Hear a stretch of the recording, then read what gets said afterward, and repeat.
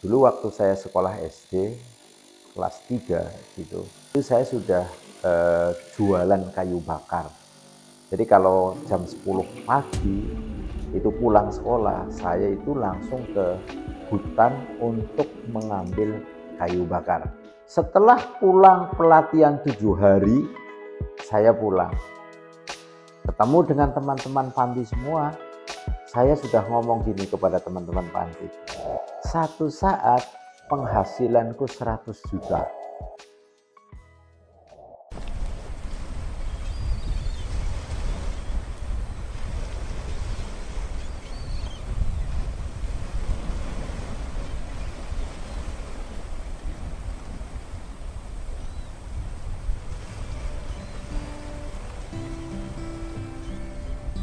Bismillahirrahmanirrahim. Assalamualaikum warahmatullahi wabarakatuh.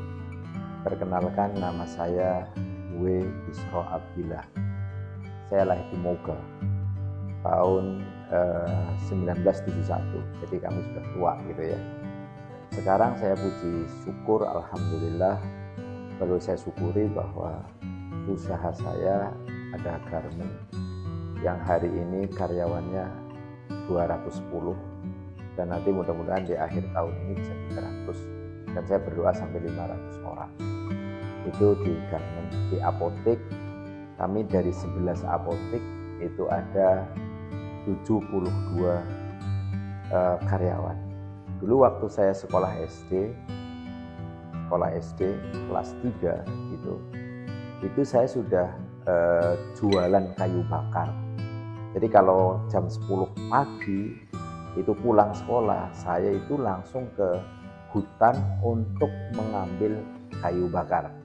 Nah, jam 4 sore sudah di rumah. Itu kalau bahasa orang selatan itu digeplok kayunya itu. Pluk ditata lagi untuk dijual besok pagi jam 3 pagi. Kenapa jualnya jam 3 pagi? Karena pada waktu itu kalau ketahuan mandor itu polisi perhutani itu katanya saya mencuri kayu. Tapi kata bapak saya itu bukan nyuri, karena bapak saya ikut nanam pohon pinus. Jadi saya sejak SD itu sudah berlatih jualan dengan menjual kayu bakar. Dan saya kadang sampai menangis kalau jam 7 pagi itu belum laku. Saya harus sudah sampai ke sekolah sekitar jam 8. Itu seperti itu. Dan di kelas 3 itu pula saya ini keluar sekolah. Kenapa kok keluar? Karena saya tidak punya harapan kalau saya itu mau sekolah lagi. Paling waktu itu saya berpikir, setelah lulus SD toh saya juga jualan kayu, untuk apa saya sekolah? Tapi puji syukur alhamdulillahirrahmanirrahim, saya punya guru namanya Bubut yang setiap hari itu marani aku, jemput aku. Serok kowe sekolah bae sih, serok kamu sekolah saja sih, serok kamu harus sekolah saja sih. Nah, oleh karena itu, karena malu kepada gurunya, maka saya sekolah kembali. Puji syukur bahwa setelah sekolah, sekolah saya di SD Negeri Banyumudal 3 di Moga sana, saya alhamdulillah ranking 1. Maka karena saya ranking 1, alhamdulillah ada orang Yayasan Muhammadiyah itu di Moga, ada panti PAY, panti asuhan yatim Muhammadiyah. Nah, saya disuruh untuk melanjutkan sekolah di panti. Nah, apakah kemudian sekolah di panti itu enak? Ya enak tidak enak pada waktu itu. Dan tentu kami juga terima kasih kepada para pengurus, karena lewat sekolah itulah saya menjadi sekarang ini yang tadi saya sebutkan di awal gitu tentang usaha saya. Nah, pada waktu kisah sedikit tentang kehidupan di panti ya, dulu pada waktu tahun sekitar 87, 88, 89 itu kan zaman dulu banget, sehingga bisa makan aja untung gitu ya. Nah, pada waktu makannya habis makan siang gitu ya, itu sekitar jam 4, jam 5 itu perutnya itu sudah keloncongan gitu, nyari makanan. Saya mencari makanannya itu lebihannya pasien. Yang dimaksud lebihannya pasien adalah Kalau di rumah sakit Moga itu ada rumah sakit sekarang, rumah sakit Rodiah Akhid Moga itu saya di sana gitu. Dari kalau jam 4 itu saya ngelihat list pasien mana yang pulang. Begitu pasien itu pulang berarti makanannya kan ada, nggak dimakan loh. Itu kami ambil, kami untuk rebutan sama anak-anak panti pada makan kelebihannya pasien itu gitu. Itu ceritanya di panti dulu semacam itu.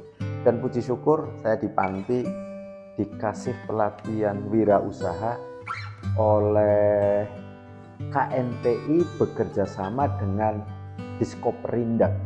Nah, itu ada pelatihan wirausaha di Balai Desa Randu Dongkal. Ada pelatihan wirausaha. Materinya apa? Materinya bagaimana caranya membuat visi misi, membuat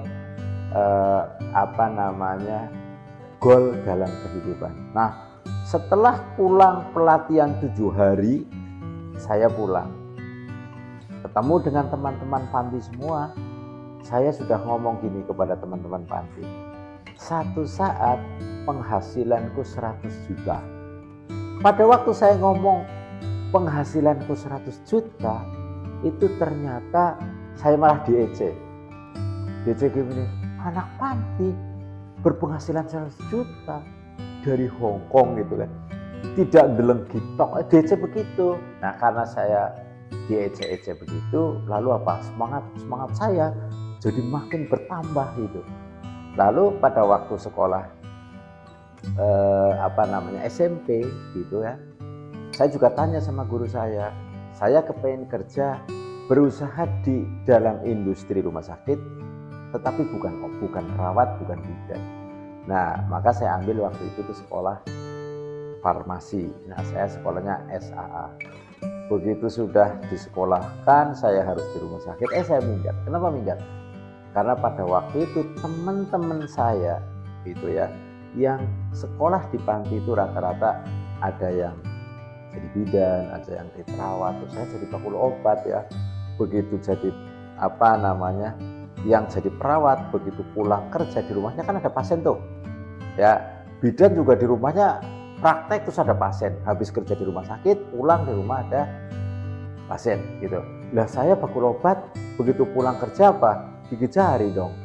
Saya mikir bahwa saya orang obat itu tidak bisa hidup di desa. Iya kan? Nah, saya tidak bisa mengembangkan kemampuan saya. Maka pada waktu itu saya minggat dari rumah sakit. Ceritanya gitu.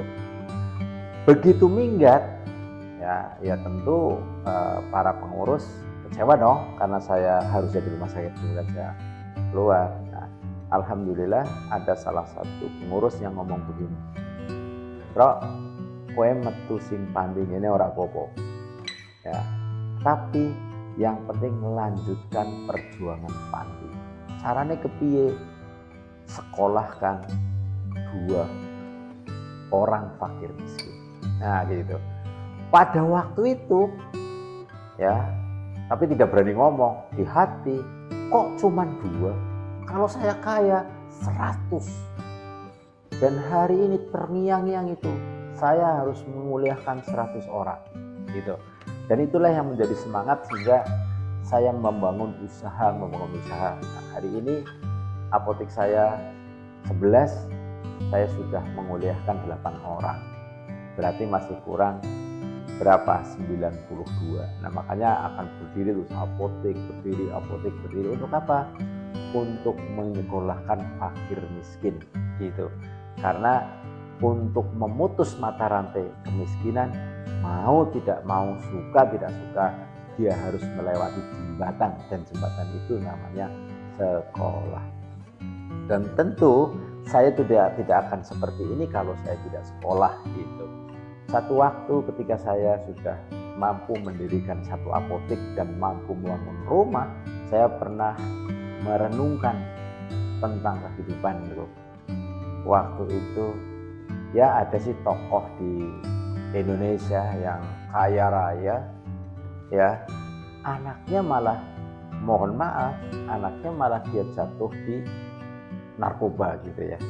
Maka pada waktu saya ngomong, ya Allah, terima kasih ya Allah, Engkau lahirkan aku dari perut ibuku sehingga aku terhindar dari narkoba. Nah, kenapa aku ngomong begini? Karena dulu pada waktu di panti ada satu pernah kasus begitu. Saya nggak punya sandal tuh.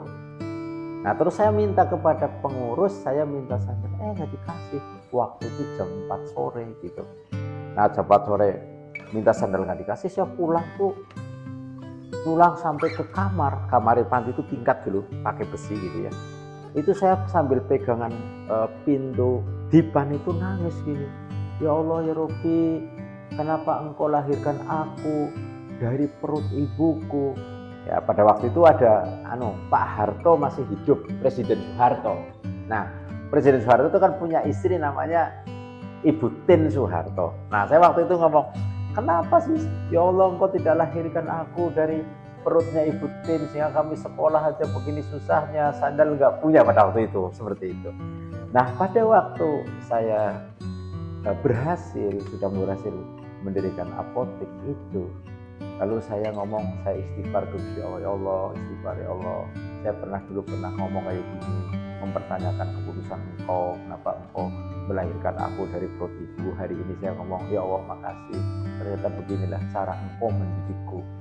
Jangan-jangan dulu Engkau membuat saya miskin karena sesungguhnya Engkau lagi menjagain aku untuk tidak terjun ke narkoba. Dan alhamdulillah karena kemiskinanku pada waktu itu, hingga detik ini saya tidak pernah memegang yang namanya minuman keras, minuman beralkohol itu nggak pernah.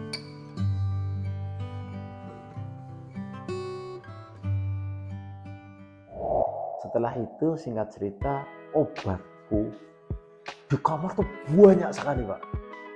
Karena obatnya banyak ya, saya tuh khawatir karena nyimpen obat tidak ada izin, kan khawatir tuh. Nah akhirnya memaksa saya harus buka apotek. Kebanyakan orang tuh ngomong bahwa usaha itu yang penting modal uang dulu apa modal, tapi orang umum ngomong modal uang. Hakikatnya sebenarnya modal yang dimaksud modal adalah modal skill, ilmu, keterampilan. Nanti yang menguasai pasar obat di Pemalang itu Pak Isan. Dan hari ini alhamdulillah dengan apotek 11, kalau omsetnya digabung maka omset terbesar di Kabupaten Pemalang itu saya. Pada waktu berjalan menuju ke kantor, orang-orang di pinggir jalan pada jam produktif, usia produktif.